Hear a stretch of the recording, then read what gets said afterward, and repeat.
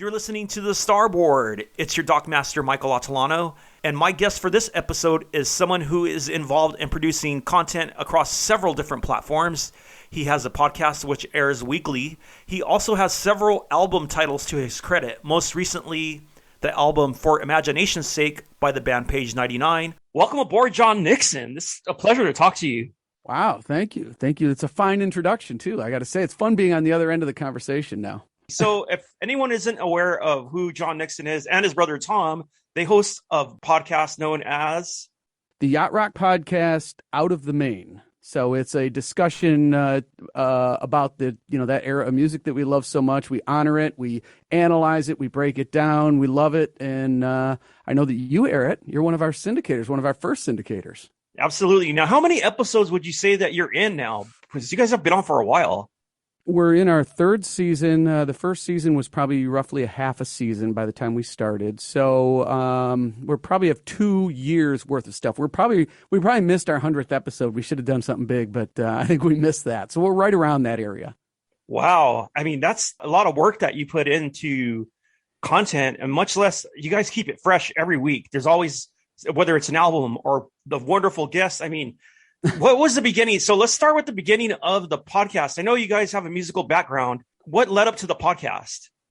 That was Tom's idea, really. It started as, a lot of times we would sit around at either of our houses on the weekend and we'd barbecue, break out the beers, and inevitably we'd start talking about music.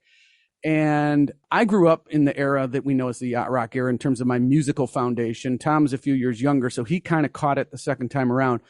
But in general, we talked about our two different perspectives, how his perspective from getting it from the backside, me being involved in music and being in that genre, we kind of just trade stories or trade ideas. And we thought, you know what, maybe we just put a mic up, we record it, we see what happens. Maybe people will want to listen.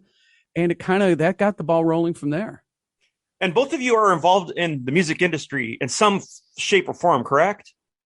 Yes, I've been professionally doing music since probably the mid-90s. Started as a composer for commercials and film trailers and things like that, which is what I still do sort of as my day job. I'm a graduate of Berklee College of Music, so I had that foundation and always wanted to get into producing records. And it took a while to get there, but now in the last few years is when I've started a couple of different projects, the main one being this Page 99, which is the yacht rock throwback to the 70s, 80s sound, as well as I produced Tom's project, which is similar in vein. That's called August Red. And I'm currently producing new material for yacht rock legend Dane Donahue. We just did a session this past week. You actually just answered a question I was going to ask, because I know both you and your brother have, because I see your name on all the credits of Page 99. Now, I wasn't sure how you divided the content up. So first and foremost, in your podcast, when you first conceived the idea, did you ever imagine it would become what it's become now, considering in the beginning?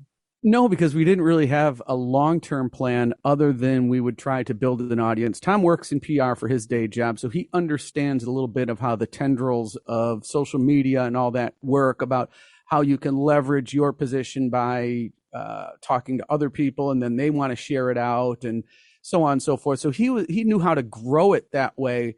But as he said, he needed me theoretically for the content because I'm the one that has more of the musical background, which is kind of understating his musical knowledge. But that was sort of I was going to be the smart guy and he was going to be the sort of the interviewer type of thing. And we didn't really know where we were going to go with it. We knew we wanted to have guests on. We wanted to get to some of the big names, but we had to build a certain credibility with the audience before we could really get the big names on. So we had to start establishing yacht rock in a, we didn't invent the term or anything like that, as you know, but we wanted to look at it from a multitude of different ways. We wanted to study the individuals. We wanted to study the albums. We wanted to have fun with it. We did a couple of game show episodes. We did tournament episodes, like the NCAA tournament. So every week it's something completely different. As you remember, you were one of our very first guests because with Pacific Coast FM, I think you had a different name for it back then but we had you on, we had the guys from Yacht Rock Miami on. So we're other people that enjoyed this style of music, wanted to talk about this style of music. And along the way, we learned a lot about what we didn't know about yacht rock. So that's, the ongoing saga. Right. And it's same here. Same with Pacific Coast FM. Same with, you start off with one idea or a Yeah. logo and, it grows from there and you never know where it's going to lead you. And it's funny that you said about the yacht rocks, about how you learn so much, as we all have. So I know some people are scholars of yacht rock. There's a bunch of purists and there's all these different terms that are associated with yacht rock. But what I like about your podcast, even from the beginning, is that you examine multiple facets, such as when you went into the Eagles. Yeah. New Kid in Town. New Kid in Town. So with New Kid in Town specifically, my wife and I were traveling overseas in Southeast Asia. And that's kind of what happened with the Yacht Rock group is we were overseas. I think people thought we were spammers, like what we're starting to get in the group now. Yeah. So, but we walked into a bar and caught the tail end when they went from the change into the, and I was like, what Yacht Rock song is this? The Eagles, New Kid in Town. So when I heard the song, I was like, this sounds like yacht rock. And then you guys broke it down, I think, the same week. It was kind of a funny thing because everybody comes into yacht rock. Well, not everybody, but many people come into it without a full understanding of what it is. And early on, they want to argue for their favorite song to be a yacht rock song. And even whether it fits the criteria or not, people want this sort of post-truth world where they can invent their own reality. And they say, well, it's on my boat or something like that. Eventually, you spend enough time really getting into it, you understand that there's a difference between yacht rock and not yacht rock, which isn't necessarily the difference between good song, bad song. People kind of confuse the two. When you say a song isn't yacht rock, they're like, oh, how dare you insult my song? Well, it's not. Now, going back to the Eagles thing, I mean, we all kind of know in our heart that they're not. And I know one of the arguments is that their stuff doesn't have the, quote, jazzy sophistication. And it just happened to sort of dawn on me because a long time ago, I had a book that was the anthology of all the Eagles songs, and I would just sit at the piano and play it. And, I'm playing Desperado or, and these are pretty much your typical Laurel Canyon type of chord progressions. And I never really paid much attention. And then New Kid in Town, I tried playing that, and I could not believe that it went through 7 different key changes in the song. And I thought, it doesn't sound like it because of the way it's put together, the way it's structured. So a listener, even myself with a musical ear, you don't catch that there's these 7 key changes. So you analyze it and then you realize, wow, there's a lot more going on here than we give the Eagles credit for with just, strumming 3 chords and, that kind of thing. Right. When you first hear that song, you think it's something like Against the Wind. Yeah. Now, back on page 99. So your podcast leads up. And then I know you guys came out with your self-titled Page 99 album. Tell us about that. That was a little bit of it started as a passion project. It really was just an offshoot of another project I was working on with some guys. It was sort of a 60s, 70s sort of soul kind of thing. And one of the other guys in that group, we share this affinity for what we know as yacht rock and more the 70s, 80s thing. And he wanted to do a cover, or maybe it was my idea. Either way, we ended up doing a cover of Love is the Answer. He kind of liked the Utopia version. I was a big fan of the England Dan John Ford Coley version. So we kind of did our own take on it. And when we were done with it, we said, it doesn't really fit this group that we're doing, which was called the Overnighters. So Russ, who is like one of the vocal guys on my album and the vocal arranger, said, well, then let's just do a different project. We'll put a different name on it. And that launched the whole idea. Well, okay, now that I'm no longer constrained by thinking like early soul, what if I just did what I felt like doing? I mean, my whole life, I wanted to make this kind of music. I love Toto. I love Doobie Brothers back in the day. But either the timing wasn't right, or by the time I had the money or the opportunity to be able to build a studio and do this stuff, its era was gone. So it coincided with this resurgence of yacht rock. And I said, well, why not just do it for my own fun? If anything happens from there, then that's just gravy. I think you guys nailed it on the sound on there to the point to where I actually like your version of Nothing You Can Do About It the best. Thank you. And that guitar solo on there, oh. And to think he had to compete against the original, which would have been Jay Graydon's. So that's a guy named Colton Weatherston out of Philadelphia. That he actually lived in Detroit, but that whole album was meant to sound like 1978. That was the goal. I used instruments from that era. I used very few modern, quote, instruments. I used Rhodes. I used old synthesizers. So I tried to stay as true to the era as possible. So let's talk about your personal actually, as a musician, I see you play drums. I see Yep. you play the piano, synths, guitar, lead. I mean, I thought for some reason it was you and your brother doing all the vocals. And when I read your credits, I was like, oh my gosh. I mean, you have the sound nailed down to the polyphony. Like, Yeah. I don't know how to explain it. You know what your music reminds me of? It reminds me of 213. You've heard of 213. Oh yeah. It just has that same, it nails that same corner. That's and so right where I'm going. Yeah.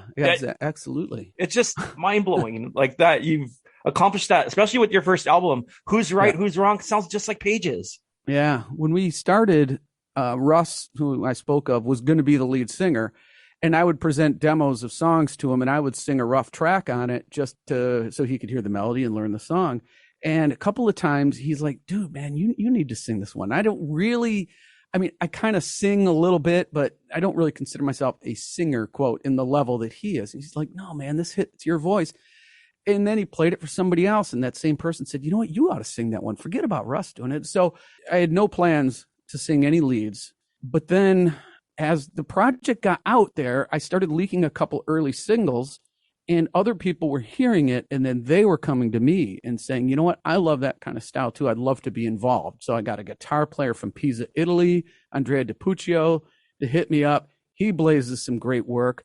Another guy that sings, in fact, the guy that sings Who's Right, Who's Wrong is another Detroiter named Dwayne Harlick. And he's got an amazing voice, an amazing range. And, he's a deep Loggins lover, so he brings the whole Kenny Loggins thing into it. So it's just, people just want to do this stuff.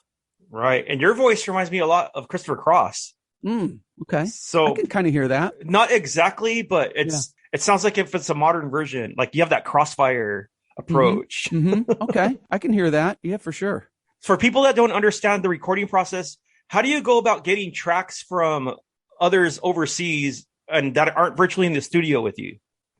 Well, let's see. Most of the stuff, all of the vocals, all of the guitar solos and horn solos, anything like that is all done remotely by other players. I handle the drums, all of the keyboard parts. Sometimes I handle programming bass parts. Other times I have a guy that records bass for them. And in general, I will send them a mix of the song without their part, maybe give them some direction. A lot of times on the guitar things, I have specific direction. Do I want it to be a Lukather type lead? Is it Graydon? Is it Dean Parks rhythm? Is it Ray Parker Jr.? Who am I? I have this whole idea in my head of who I want to play each part of the band. I have this sort of fictional band of all the heroes of yacht rock that play all the parts, and I just reimagine the part as they would play it. Anyway, I send them these mixes, and they do their thing on them and send me a couple of demos back and say, which one of these do you like? And once we agree on something, then they will isolate the track that they recorded, removing my mix from it, and they will send that file back to me through like a Dropbox or anything like that. So it'd be an audio file that I can just drop and line up with my session. That's very important because then it allows other people to virtually be in the studio with you, and which is kind of leading me into the direction I wanted to go with Stay the Night with Christian Gratz. And if people don't know who Christian Gratz is, he's another content producer as well. He has a couple of different projects going on. But tell us about that song, because that song was fantastic too. It's Christian Gratz featuring with Page 99 featuring Andrea DiPuccio. That's how it goes. So, okay. I thought it was August Red for some reason. No, that one was mine. I just kind of put the bug in Christian's ear because we both share a similar area. I really like his stuff. He was doing more of like a 1981, 82 area. I'm kind of living 78, 79, So I said, dude, we ought to do something together. And he was all in from the beginning. And I said, let's just do one single, just upbeat, fun summer anthem, just a summer banger. And he said, I happen to have that tune. I have just the idea. So he sent me a rough demo of that. I built up like the drums and some of the keyboard parts. He had some of them already laid in. We kind of shared the wealth of who would put in which tracks. And then I suggested the idea, even though Christian's a great guitar player, I just suggested the idea of bringing Andrea in because he brings a very different. Andrea plays like he's on fire. He plays like his hair is on fire and he is angry. There's so much energy in what he does, whereas Christian's background is a little more melodic, a little more jazzy. So I thought, let's bring in another element. And so that's how that came about. Which leads us up to your current album, For Imagination's Sake. And enter in Bill Champlin. And if anyone hasn't listened to the episode of Yacht Rock Podcast Out of the Main with Bill and Tamara Champlin, you don't know what you're missing. It's such an awesome episode. Mm-hmm. Tell us about how the conversation got started into saying, hey, are you interested in recording on For Imagination's Sake, or that song, right, or all of that stuff? I was listening to the Circle Filled with Love album, which is a Sons of Champlin album. I think it was 1975, 6, something like that. And that song just leapt off the radio to me, whatever you want to say. I immediately was moved by it, but I was like, I want to restructure it a little bit. I think we need to double the choruses. We need to do this. And so I immediately had this sort of vision for the song. And one of the tricky things about it was going to be the rhythm guitar part. This will bring me back to Champlin, trust me. The rhythm guitar part is that single note plucky thing, that kind of thing. And it's kind of a lost art these days. There's a lot of guitar players that can play a lot of things and can really blow your mind with a solo, but the subtle nuance of one of those kind of parts is difficult to find. So I decided, let's see who would, from back in the day, would I get? And if I could get anybody, I thought, well, maybe Jay Graydon, right? So I reached out to Jay Graydon, sent an email, sent a message of some sort, and I didn't expect to hear back. I thought, it was kind of a flyer, but I wanted to give it a few days. While I was sitting there for a few days, I said, you know what? While I'm doing this, while I'm sending out these emails on a flyer, maybe I'll send one to Bill Champlin and see if he wants to sing his own song.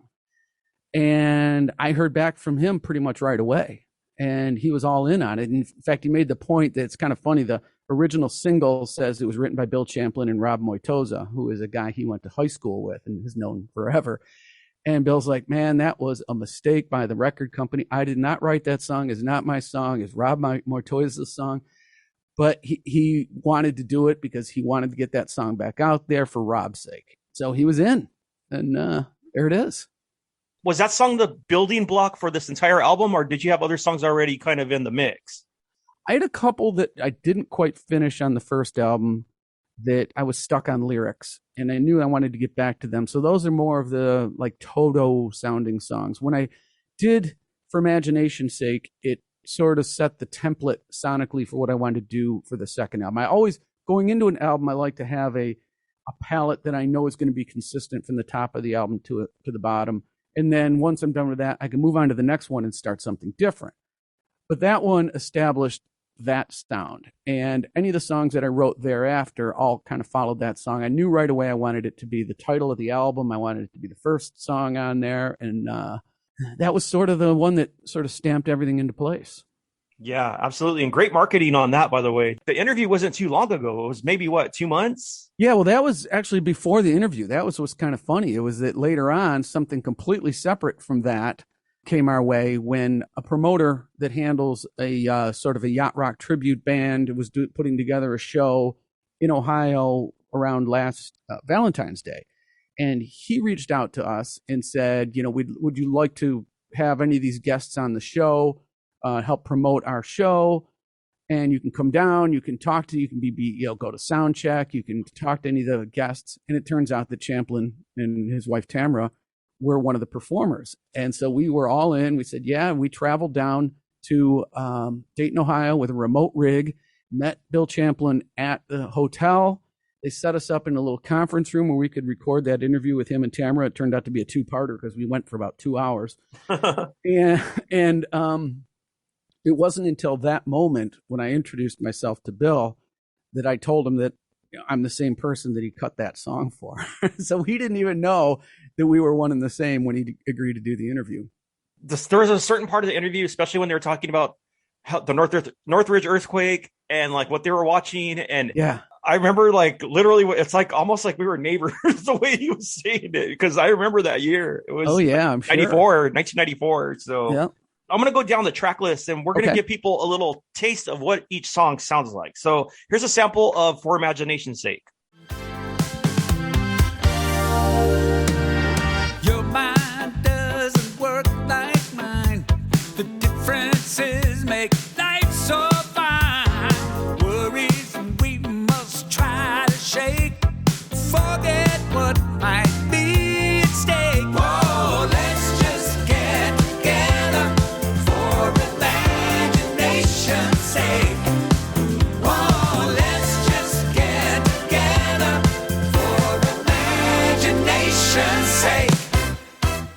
Let's talk about The Only Thing That Matters. Let's go down the track list and tell us a little bit about that one.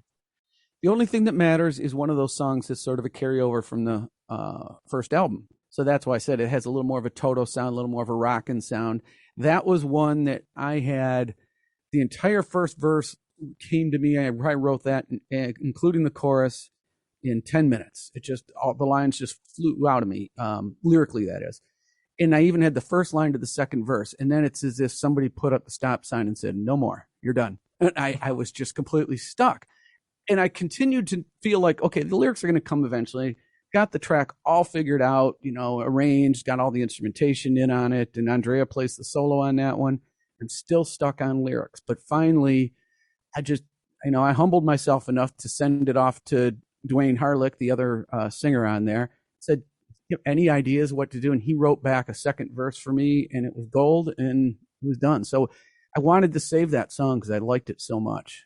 And if I look into your eyes, I won't have to wonder why. 'Cause anywhere with you feels like paradise. The only thing that matters.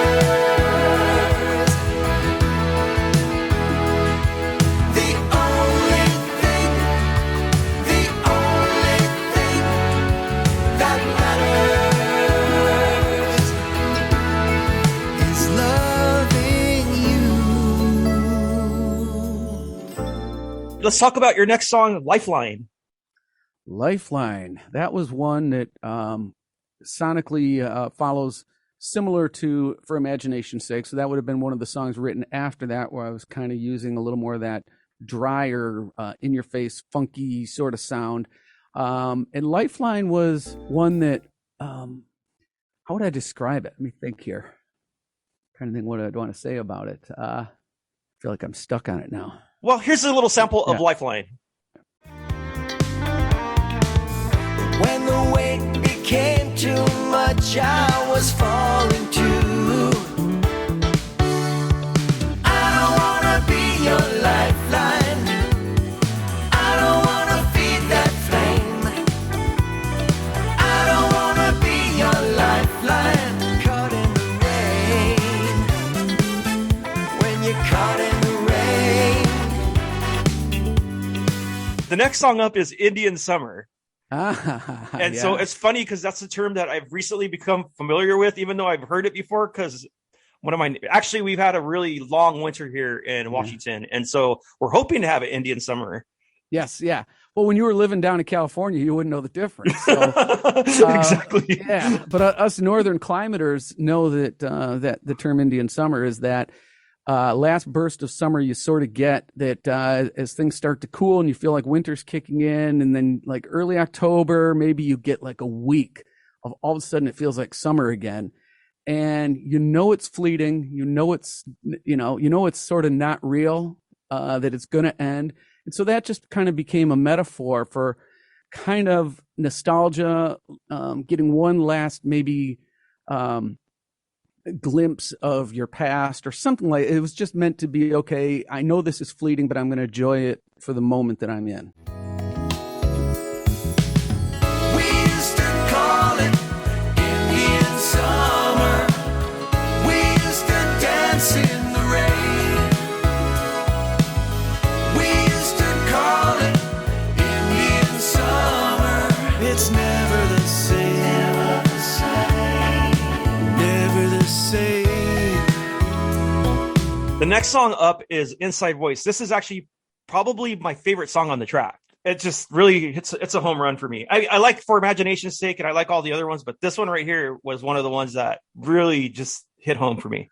Well, most of the other songs have sort of a shape or a pattern where they build throughout the song and reach some sort of big climax near the end where you've got guitar solo, ad-lib vocals, big harmonies, and everything's all going at once. You're building towards that big moment. This one is doesn't really do that. It's much more in the Steely Dan sort of Home at Last or Babylon Sisters vibe, where it kind of builds a little bit, but then it kind of eases you back down. This was written by Dwayne Harlick. He sent me that one, and his vision for it was, like I found out afterwards, his vision for it was Home at Last, which is why I mentioned that from Steely Dan. And then when I immediately heard it, I thought, well, I want it to sound like Babylon Sisters. So, either way, we were right there in the same area. We knew it was a Steely Dan vibe, and that's a great song. And the sax playing on that's one of those guys, man. He's a New Yorker, even though he sounds like a West Coast player.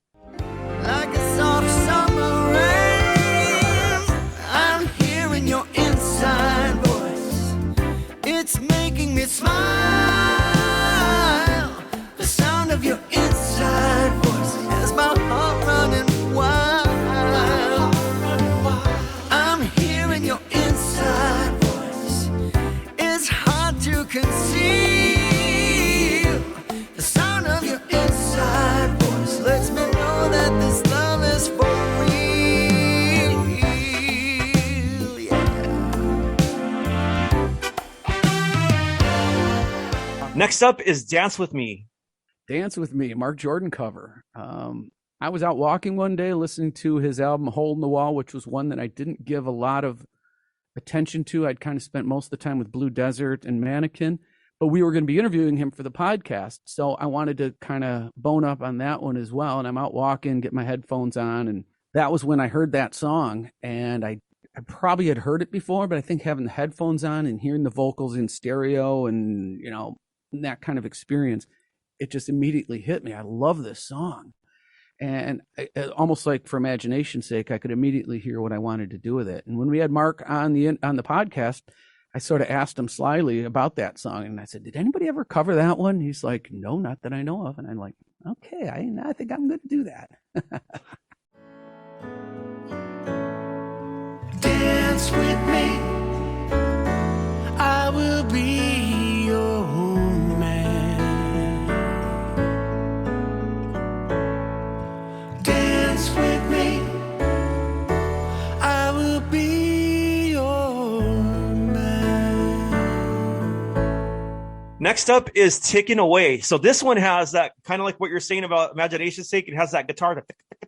It does. Heavily uses that. Yep. And it just keeps the song moving. But, this song, I had to give it a couple of listens and it really sank in. So this is another one of my favorites on the album. This was one of my favorites when I wrote it because structurally it's a little bit different.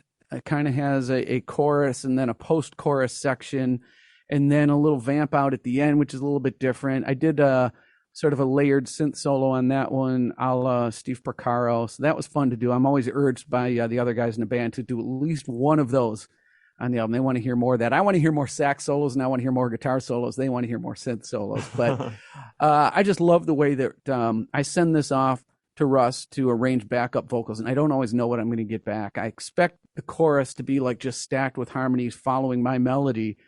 And instead, he does this thing that completely counters and answers it, which was unexpected, but I love it. It really makes kind of the chorus groove. I wonder if I knew the end, would I play the game again? Time is always ticking away till the end. Time is always ticking away till the end. Next up is another strong contender for awesome song and one of the best songs on the album is Can't Stop. Can't Stop. That, another thing that kind of came out of the podcast. We had Peter Friestedt on, and I was running, I had good luck running in, these flyers to people and saying, hey, would you want to be on my album? And he totally agreed. And so I wrote that song and kind of built it out so that we could have a Peter Friestedt featured solo at the end. And he just nailed it. He did what he does. I mean, he's just classic, like Graydon Lukather wrapped up into one. The hourglass has turned again. Can't stop running away. Can't stop running away from him. Can't stop running away. Why don't you come back home? Come back home. Can't stop running away. Can't stop running away from him. Can't stop running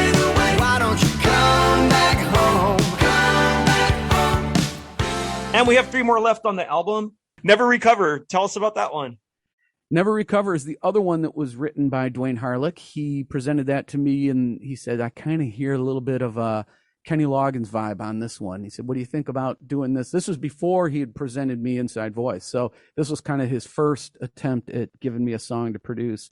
And I said, what do you think about doing a Loggins vibe on this? And it just came together really easy because it's just a really well-written song. And when he knows what he's going to do vocally, I mean, I think we did 2 takes on this. You know, he just nails it. I still remember the day when I begged you to stay, but you turned and you walked away. And now never recover, never be the same. I still shudder when I hear your name. I'm telling you, from one lover to another, I'll never recover.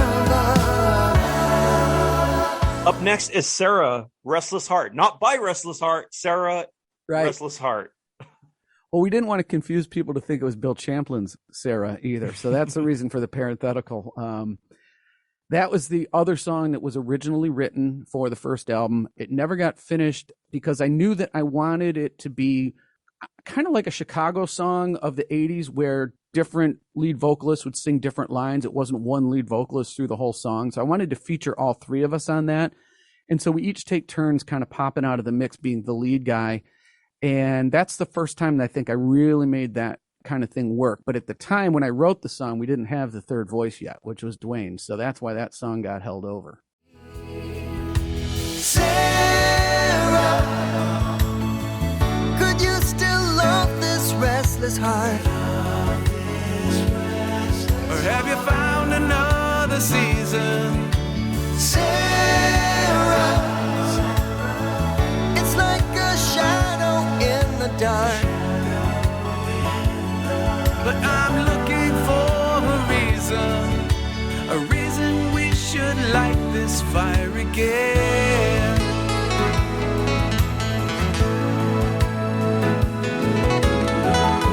And last but definitely not least is You Owe It All to Love. The last cover, we've done 3 covers on each album. This time we decided we wanted to do 3 less obvious ones, lesser known songs or lesser known artists. And that's a cover by Finus Henderson, who was a Motown label artist.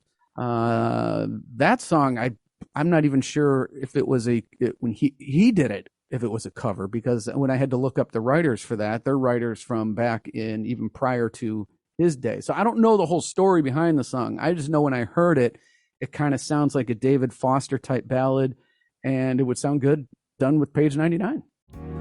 Don't try to pay me back anything. You owe it all to love. Baby, you know it's true. It's not in what you say. Baby, it's what you do. You owe it all to love. You owe it all to love. There we go. So there's a rundown of For Imagination's Sake. Where can we find Imagination's Sake? Well, it's everywhere in terms of streaming. So Spotify, YouTube, iTunes, Apple Music, all of that. There are physical CDs available through Amazon. There is also a Japanese issue of the CD done through P-Vine Records. That one has an additional bonus track on it. I did a complete rework and reimagining of the Bill Champlin song For Imagination's Sake on that one, which I kind of ignored everything that I did originally and rebuilt it in a full-on 80s sort of drum machine synth, almost like a synthwave version of it. So it's a complete rebuild. I keep the vocal tracks and all that. Everything else is completely different. Lindrum, synthesizers, just all that crazy stuff. So it's a blast. That was cool artwork, by the way, when you were like, well, no, we're not releasing a synthwave album. But you know what? That would be rad if you did. Maybe. Any plans to take Page 99 or August Red on the road? Not really. The whole concept was I'm kind of more like a Jeff Lynne type of guy. I think of the recording process in the studio as the main thing. Some people record the album and then they go out and do it live, and the live is what matters to them. For me, the recording process, I've always been a studio guy. I've always been a producer at heart. I'm immediately done with one. I'm ready to start recording the next. By the virtue of the fact that the players that included their work on this album are all over the country and all over the world, that makes it even more difficult. I could get other players, but then it wouldn't be, to me, what Page 99 was about, which was session players, kind of like the era of yacht rock, bringing in specific hired guns to do specific things. Right. And like when you bring in those other players, a lot of the times it falls flat, even though it's not something like, look at some of those videos from the 80s when you have someone trying to copy Lukather or. Yeah. Right. Yep. Well, John, it's been a pleasure talking with you. I really appreciate your time and going through the albums on here. And if you guys haven't checked out the Yacht Rock podcast Out of the Main, please do. You can listen to it on multiple stations. You can find it on all your podcast places too. If you want to stream it from Spotify or Apple, that's available too. And then I know, when is it airing on your station? On Pacific Coast FM, it airs at 10 a.m. on Sundays. Yeah. Yacht Rock Sunday, right? Well, it's morphed out because now the content is, so we do smooth jazz, it's soft rock and yacht rock all kind of mixed together. So that gives us a little bit more leeway to expand on just only playing yacht rock. Well, that's what we're doing with the podcast too, is we're going into the yacht and the adjacent territory because we want to talk about that stuff too. Right. There's just so much more. And yacht rock it's a great format. It's a great genre, but there's so many musicians out there that blend over and cross over too. So it opens up our station as well. And what happens is your show leads off for the rest of the afternoon. Yeah. Well, you'll be hearing some less yachty stuff coming from us soon. So we're drifting out of the harbor every once in a while. Yes. And when they drift out of the harbor, purists, please don't be discouraged because they will come back. We promise. Thank you so much, John. I'm your Dockmaster Michael Atilano. You've been listening to the Starboard. Ahoy polloi. Ahoy polloi.